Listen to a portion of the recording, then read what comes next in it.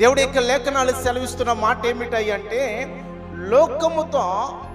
లోకములో ఉన్న మనము యేసుతో నడవడం నేర్చుకోగలిగితే, అక్కడ వారు మాట్లాడుకుంటున్న మాట ఏమిటాయి అంటే, లోకమంతా కూడా యేసయ్య వెంబడి వెళ్ళిపోతూ ఉందని వారు మాట్లాడుకునొచ్చు ఉన్నారు.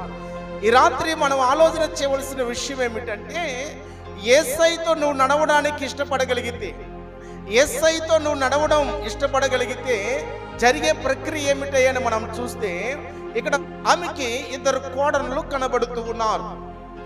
జరిగిన సంఘటన ఏమిటంటే, వారికి ఉన్నటువంటి వారి 2 కొడుకులు చనిపోవడం ద్వారా వీరిద్దరూ కూడా ఎదవరండ్లు అయిపోయారు.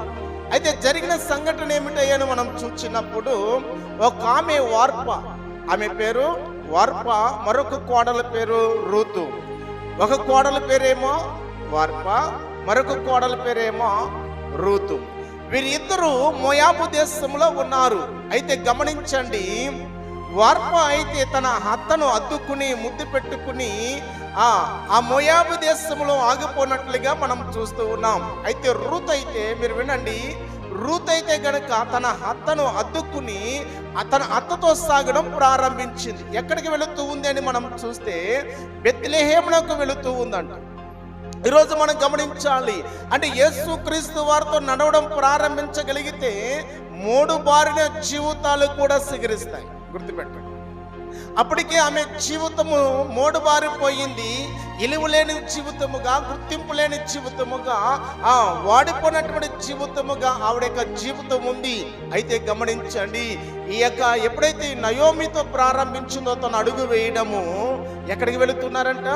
బెత్లెహేమునకు వెళుచు ఉన్నారంట. అంటే దేవుని యొక్క మార్గములో, దేవుని యొక్క ప్రయాణములో వారు చేయడం ప్రారంభించారు. దేవుని విడిచిపెట్టలేదు బిడ్డలారా, గమనించండి. దేవుని విడిచిపెట్టలేదు, కానీ దేవుని యొక్క అడుగు జాడల యందు వారు నడవడం ప్రారంభిస్తూ ఉన్నారు. కనుక ఇక్కడ గమనించాలి, ఏం జరిగిందో తెలుసా?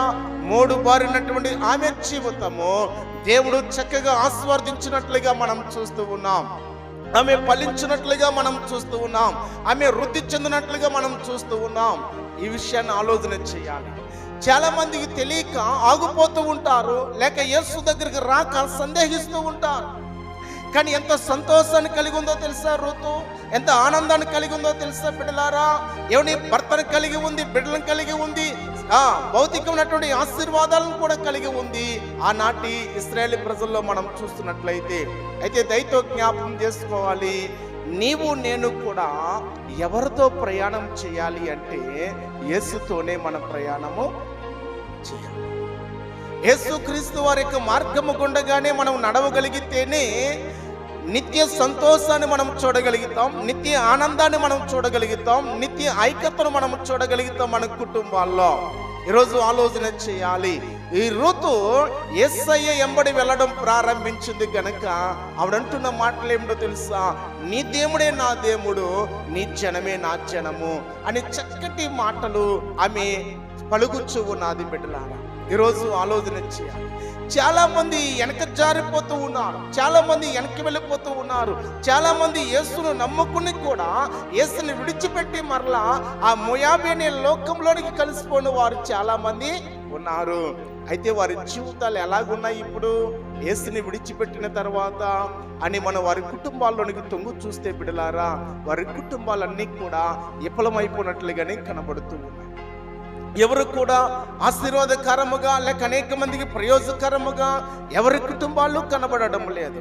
కనుక మనం ఆలోచన చేయాలి, యేసుతోనే మనం సాగిపోయేవారుగా, యేసుతోనే మనం నడిచేవారుగా ఉండాలి తప్ప లోకములో నిలిచేవారుగానో లేక లోకములోనే ఉండిపోయేవారుగా మన జీవితాలు ఉండకూడదు అనే విషయాన్ని ఇక్కడ మనం గుర్తించాలి. కనుక యేసుతో నడవడం ద్వారా, యేసుని వెంబడించడం ద్వారా జరిగే ప్రక్రియ ఏమిటంటే, ఆమెలో ఉన్నటువంటి దుఃఖము కొట్టివేయబడింది, ఆమెలో ఉన్నటువంటి నింద కొట్టివేయబడింది, ఆవిడకు ఉన్నటువంటి బంధకాలన్నీ తెగిపోని.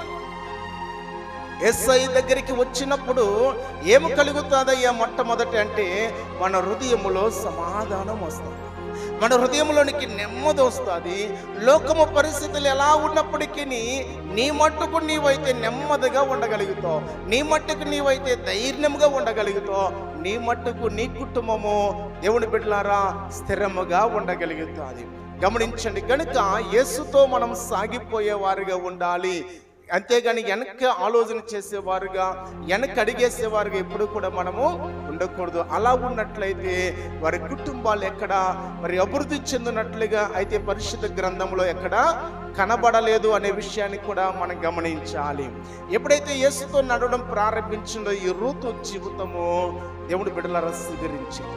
దేవుని యొక్క ఆమె జీవితము ఫలించింది. అనేక మందికి ఆవిడ ఎలా ఉంది అంటే ఆశీర్వాదకరముగా ఆవిడ జీవితము, ఆవిడ కుటుంబము కలిగి ఉన్నారన్నమాట. గమనించాలి. దేవుని బిడ్డలమైన మనము కూడా మన కుటుంబాలు ఎలా ఉండాలి అంటే అనేక మందికి దీవునికరముగా ఉండాలి.